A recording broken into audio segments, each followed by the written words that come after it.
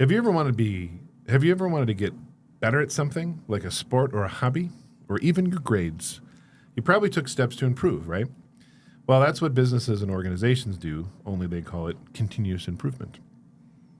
Continuous improvement, or CI for short, is a process used by companies, schools, and even sports teams to make small changes over time that lead to big improvements. Think of it like upgrading a video game character. You don't max out all of your stats at once. Instead, you level up little by little. The first principle of continuous improvement is focus on small, incremental changes. Instead of trying to fix everything at once, CI encourages people to make small adjustments. It's like cleaning your room one section at a time. These changes add up and can lead to huge improvements over time. So the next time you want to improve something, whether it's your grades or your video games, think about small changes you can make, and over time, you'll see big results. One of the things I will mention there's a corollary, which is it's easier in business and in manufacturing, where this comes from, to figure out what's a small improvement. Moving this bucket from over here every day to over here every day, right? Uh-huh. So I don't have to walk 20 paces to get something. Right. Those little changes are really good. What's interesting to me, though, is the corollary. We're just talking about sports a little bit there as well. In sports, practice makes perfect, right? Maybe. But that's how you improve, is by practicing. But the trick is to practice the right things in the right way. In the right way. Mm-hmm. If you're a bad golfer, for example, you've got a horrible golf swing, and it doesn't yield good results, and if you just keep practicing that same swing over and over, Charles Barkley. Yes, you are not going to get any improved results, right? It's that classic definition of insanity. Uh-huh. Doing the same thing over and over and expecting different results. Yep. You just described my own golf game, which was I struggled, and then I took a whole year off. I didn't play in a single tournament. I didn't do anything golf-related. Then last spring, I picked up my clubs again. I went golfing at a local course with a family member, very low-key. I changed the environment. Yeah. And I did so much better. Yeah.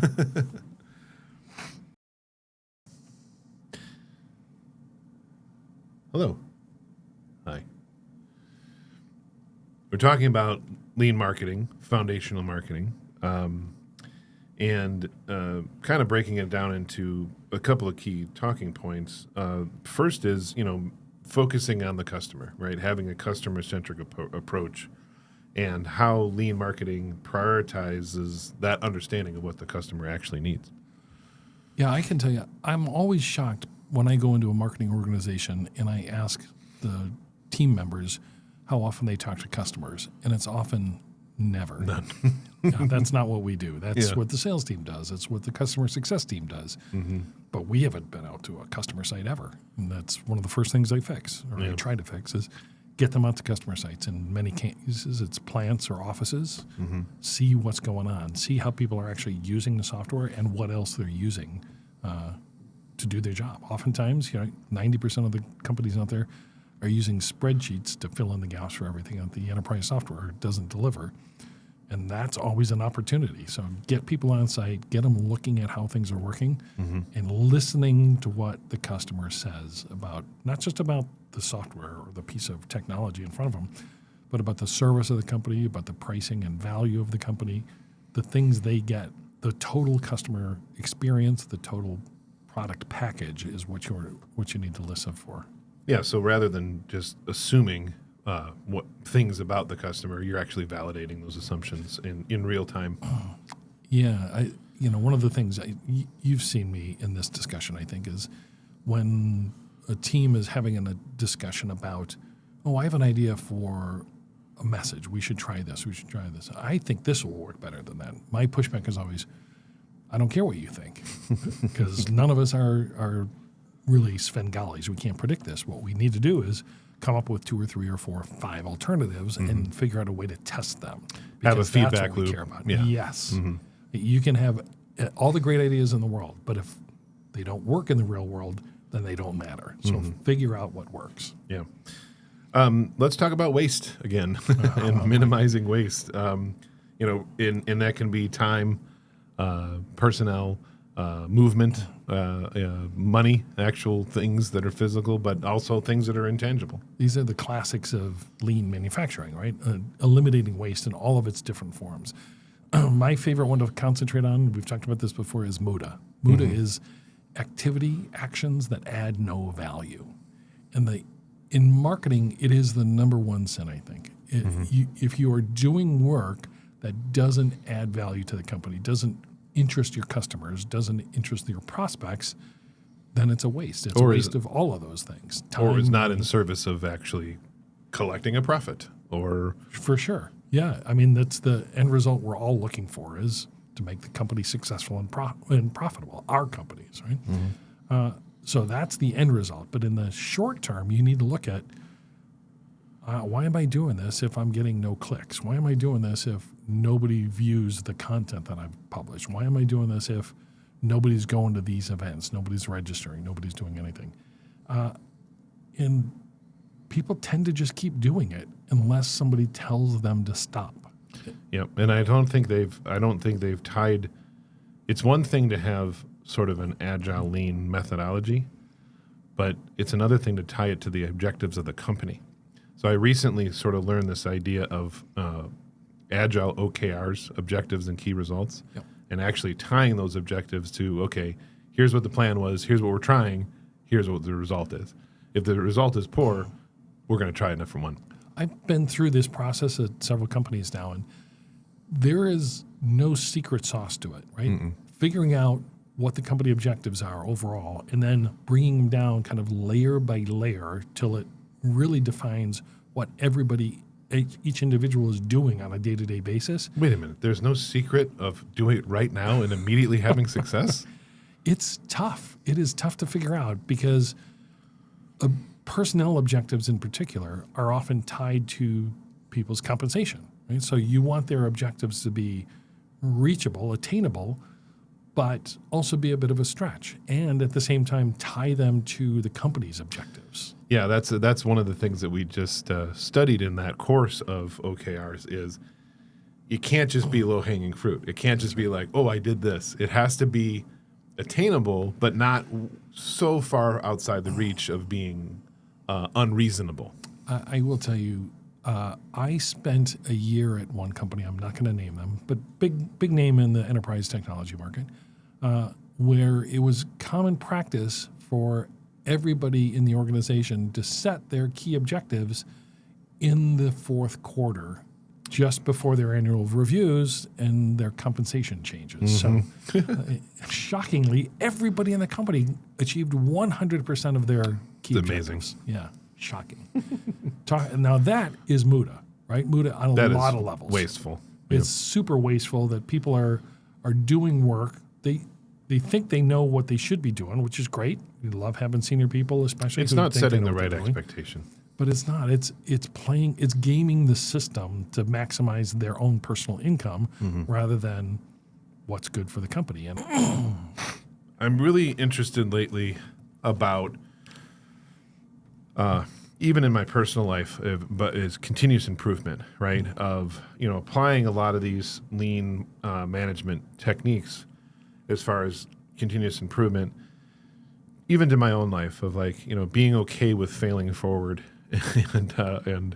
and learning from that mistake and not really kind of eliminating the stigma or the self-talk about it being a mistake, right? Just like having that sort of that confidence to get through it. Oh, I learned that lesson, let's try this. Oh, I learned that lesson, let's try this. This works, that doesn't work.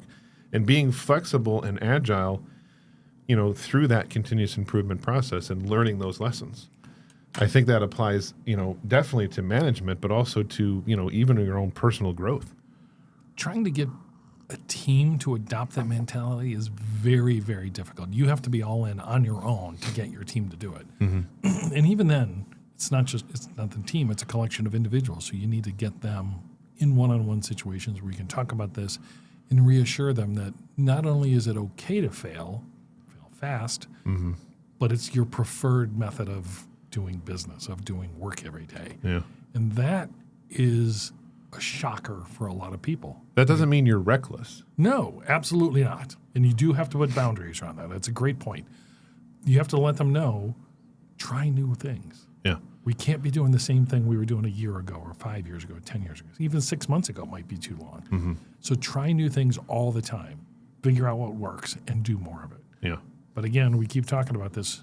Stop doing the things that don't work. That's kind of the definition of waste. Yeah, definitely. And I think that, back to the OKRs, the objectives and key results, it's okay to tie those to the company objectives. It's not okay to tie those to the performance reviews for your team. And that's a really interesting distinction of, that's not how the team member is measured. You're measuring the team member on how they've learned and how they've grown and progressed. Yeah, there are some contradictions here, right? So having those objectives out there, you want people to perform against their objectives, but it also encourages status quo. It's right. Okay, those are what I'm compensated on. Those are the only things I'm going to do then. And trying to get people to do other things, like, well, if that's really important for me to do, why is it not part of my objectives, my key objectives, right? And so that's a lesson that you learn along the way, that everything that's important that they do needs to be part of their objectives. Now, it gets weird because they're like, okay, so one of my objectives is getting better press for the company, for example, right? So how do I make that? That sounds a little subjective, but yeah, like how do I measure it? Yes, and measuring the performance against objectives is always the challenge. If you can't measure it, then it can't be an objective. But it might still be really important to do, even if you're not able to measure it. Yeah, it might not be a key result. It could be something to as a metric to maintain, and that kind of brings us into our next point of, using metrics and analytics to drive these decisions, right? Of, basing what you're doing on KPIs that are closely monitored, right? That are tied to those objectives.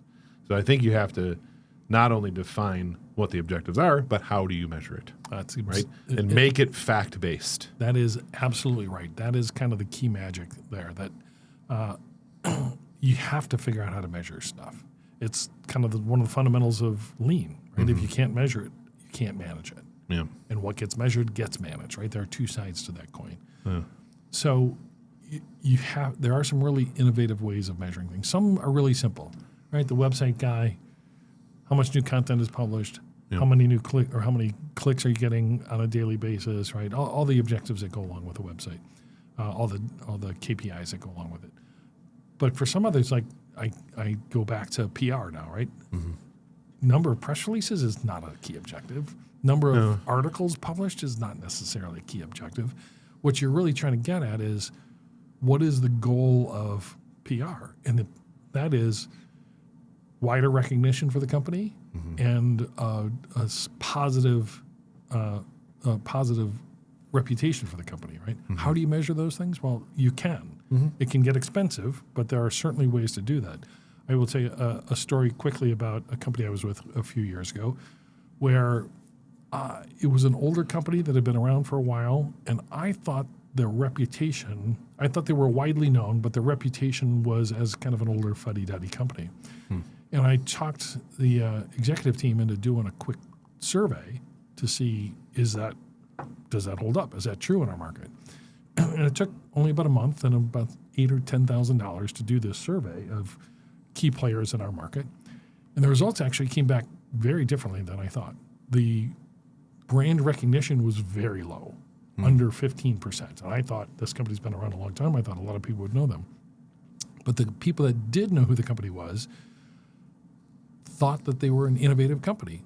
Totally the opposite of what I thought. But that gives you something to build on. And then you can now build a key objective on top of that. Yeah. So for the PR team or the analyst relations team or whoever's in charge, you're going to change that perception. You need to dial that up a little bit, right? Yeah. You're trying to say, okay, now this year, 12% of people in our target market know who we are. Next year, we want it to be 14% or 15%. Well, it's important to set the baseline and know going in. Before you say, I'm going to increase, X by Y, you have to know what they are. Right, because people make the mistake of creating activities for objectives rather than results as their objective. So again, getting back to, I need to send 10,000 emails. I need to issue 20 press releases to achieve my objectives. That's not an objective. That's an activity. That's an action. Yeah, that's an action.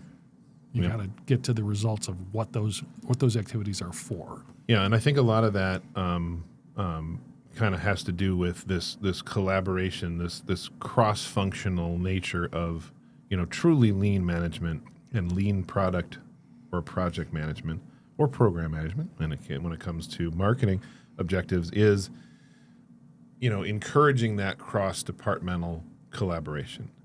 I think all too often we see marketing going like this and holding on to the sacredness of what the brand is. Oh, and no one knows it but me.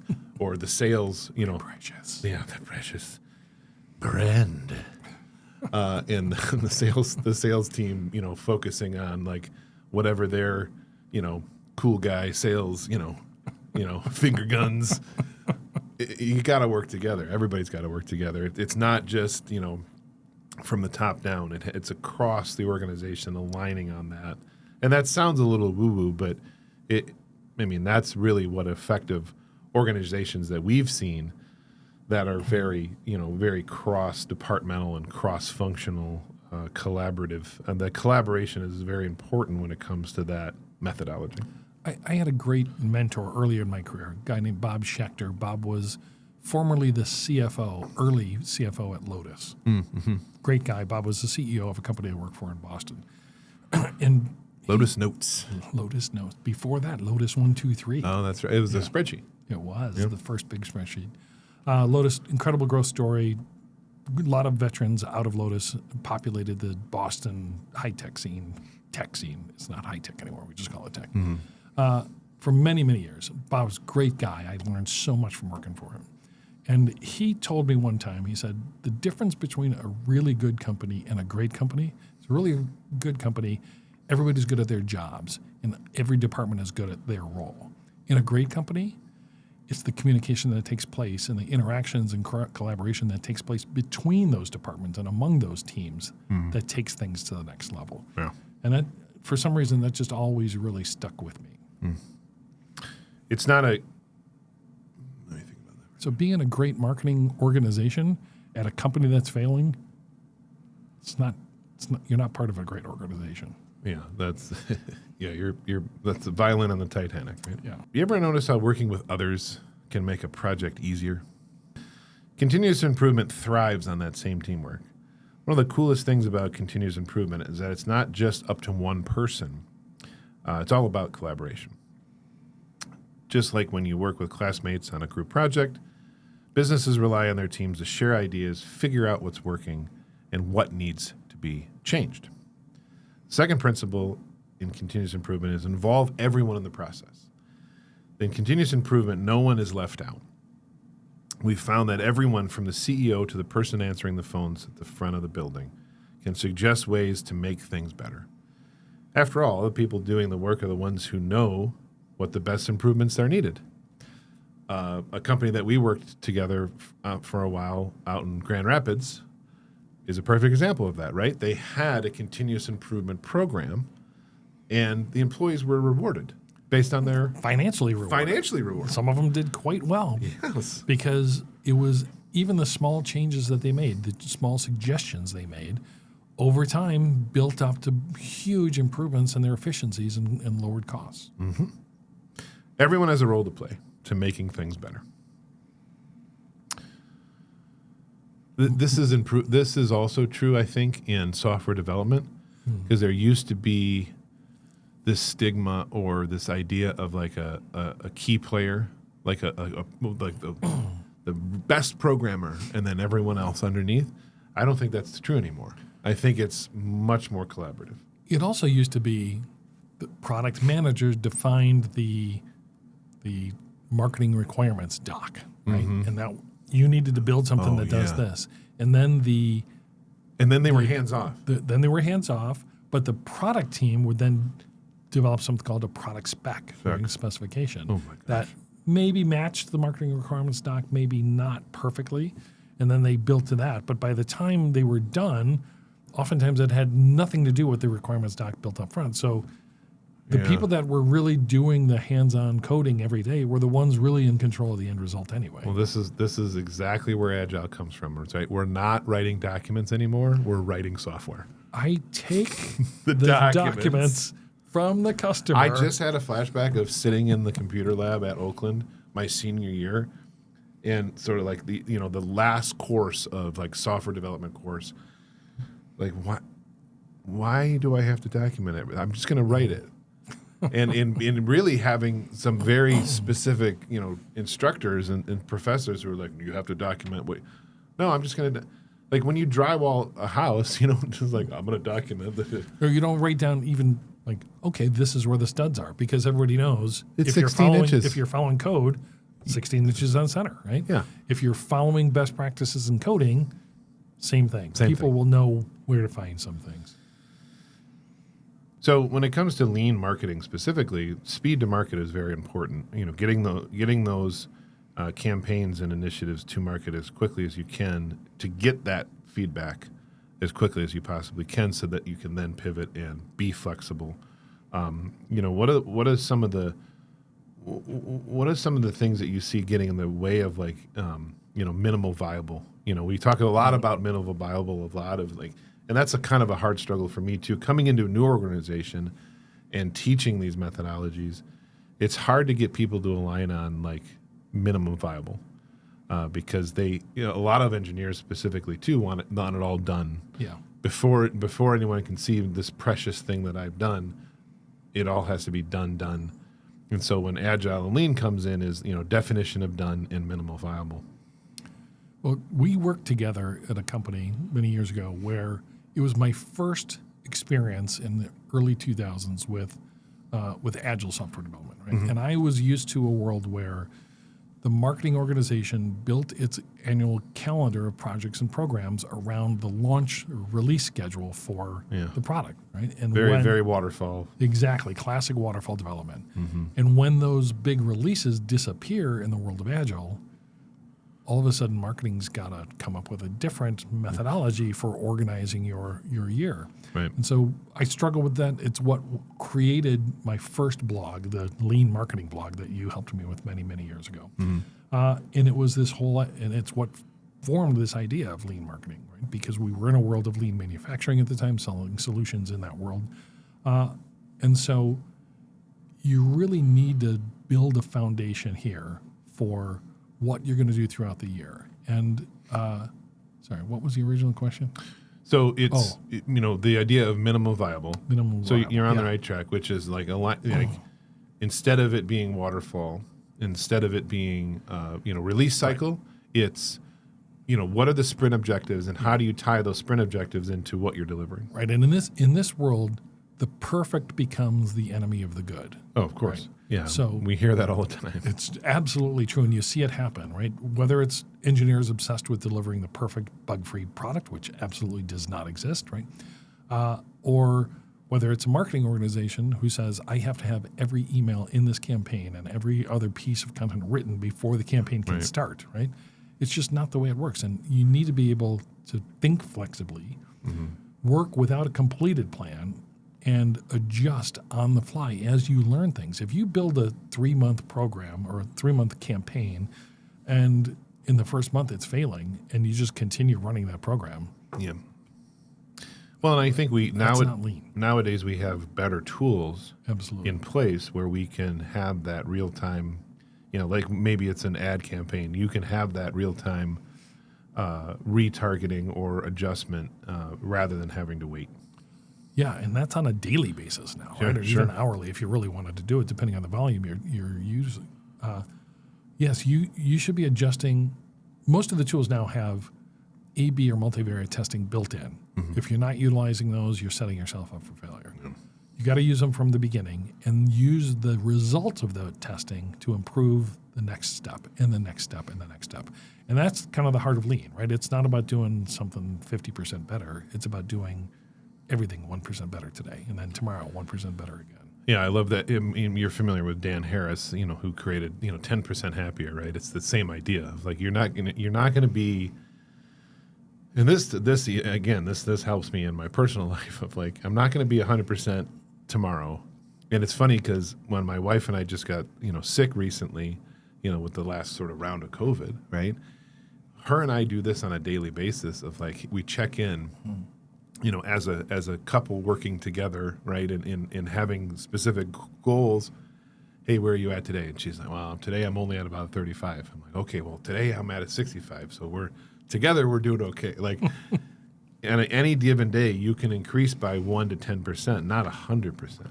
And I think having some self-respect, having respect for your other team members, I think that respect for the people that you're working with goes a long way in addition to that cross-functional attitude. I'm going to take this back to something that I talked about in one of our earlier episodes, which is how I decide what organizations to work with or what opportunities to engage with. And it's not the technology, it's not how much money they have. It's not their mission statement. It's the team. If it's a group of people I want to work with who I think are smart and agile in their thinking, flexible in their approach, that's a group of people I want to work with. Whether I like them personally or not, whether we agree politically, professionally, religiously, whatever it is, whether we have that in common or not, I don't care. I like to work with people that I like. Smart people, smart people who like what they do, who find it challenging, who are up for the challenge and can think on their feet every day. Yeah. That's the team I want to work with every time. Well, this is especially salient for me now to going through, this year of change. I mean, if anything, this year was a lot of change. And change is tough. And, I wish there was almost like a LinkedIn version for that. Instead of like, here are the company values, here is the blah, blah, blah, blah, blah. It's like, hey, do you like this?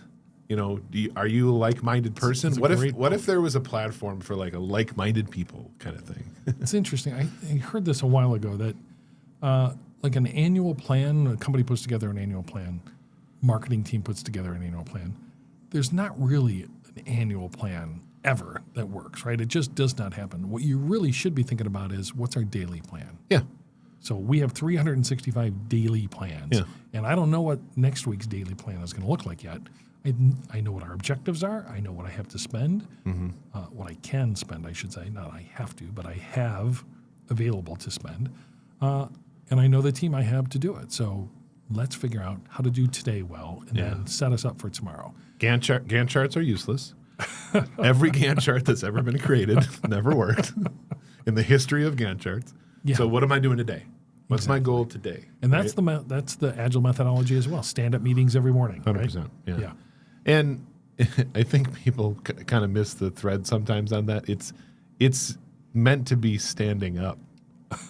It's not meant to be you're sitting around and some pedantic leader is going, okay, Dave, now you and this and this. But you're again, meant to be standing up around, okay, all right, break. The reason it's stand-up is because it's only supposed to last 5 or 10 minutes. Correct. You're not supposed to be comfortable.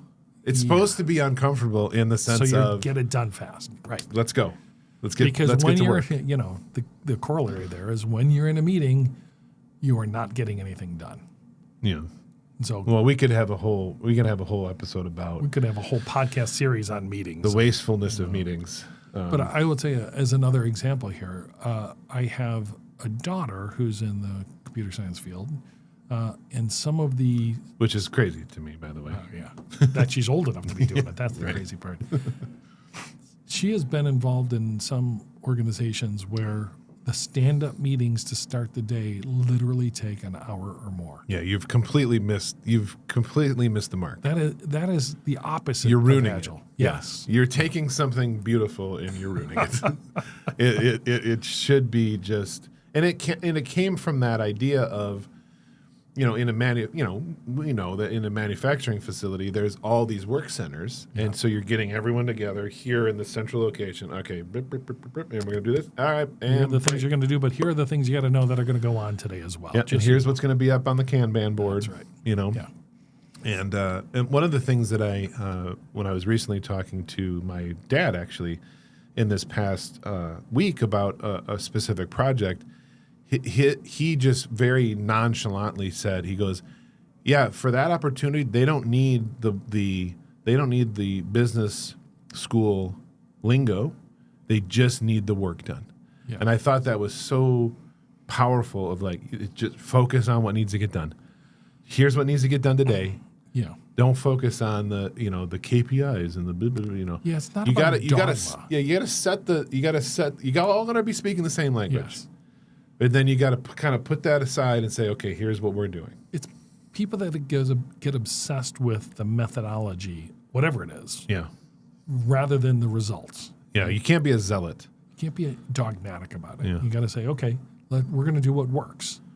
You know what? This doesn't fit the framework that we're supposed to be working within, but it's close. So yeah, let's give it a try. Yeah, and that is what makes Lean and Agile so, I think, powerful as a organizational change agent, is being that flexible and adaptive. Absolutely. You have to be flexible and adaptive. And that, circling back to something we talked about a couple of episodes ago, that's what you interview for. When you're trying to hire somebody, it's great if they've got some direct experience in what you're looking for. But what you really want is somebody that is a continuous learner, somebody that's got flexibility in their thinking and can make changes on the fly. Not somebody who's kind of fly-by-night and all over the place, but somebody who's got direct direction and good thought management that says, okay, this is not working, or this is working. Yeah. Let's pour it on. This is not working. Let's try this instead. Rather than, this is the way I've been doing it for the last 5 years. I'm just going to keep doing it that way. Yeah, that's not going to help anyone. No. So mistakes aren't just something to avoid. They're actually something that can help us be better. Now, I'm not saying that we're going to be reckless and we're going to try to find a bunch of, we're going to be silly gooses. But mistakes are often, there's often that stigma of it being a failure. And I suffer from this big time. And I have to check myself of that self-talk, that destructive self-talk of oh man, I messed up again. Okay, give yourself a minute. And then, okay, how can I not mess up, right? Especially in the last few weeks, I feel like I've been doing one thing and not getting the result. And I need to have the sort of courage, right? The confidence to be I'm going to try this other thing over here. I'm going to get a better result with that. And that could be even just a phone call, checking in with a mentor, call your dad, whatever it is, to get yourself out of that mindset, of that stigma of it, and being able to embrace the mistakes and learn from them. So in continuous improvement, when something doesn't go as planned, people shouldn't get discouraged. And instead, they should say, hey, what can I learn from this experience, right? There's a classic example of this that we know. I think most people in business have heard this over the last 10 or 15 years. It's the former CEO and chairman of Ford, Mulally, when he first took over the organization. And he instituted weekly meetings with his top executives, and he would go around the table and say, okay, red light, yellow light, green light, tell me what's going on in your organization. We'll quickly do a count around. And everybody went around, everything's good, it's green light, good, all the way around. He said, okay, that sounds like everything's going great, but here's the problem. We just lost $4 billion in the last 6 months. Yeah. Somebody tell me what's really happening here. And there was dead silence at the table. And somebody reluctantly raised their hand and said, I'll tell you what, in the international division, this is what's really going on. Let me explain this. Yeah. And Mulally stood up and applauded the guy and said, now we can start to fix what's wrong. If you guys lie to each other and to me, we cannot fix what's wrong. And that's what we're all about. It's figuring out what's not working and how to make it work. A lot of cover your ass going on in large organizations. A lot of enterprise cover your ass going on. Well, it's a cultural issue. It is cover your ass. It's also not embracing mistakes, right? Not celebrating failures, because a failure, that sounds so strange though when you tell that to someone who is not familiar with that. It is celebrating failures. Yeah, and at a certain level, you don't want to celebrate $1 billion failure or multi-billion dollar failure, but communicating it so you can prevent it next time is that's how you get more successful, right? As a company, as an organization. Yeah.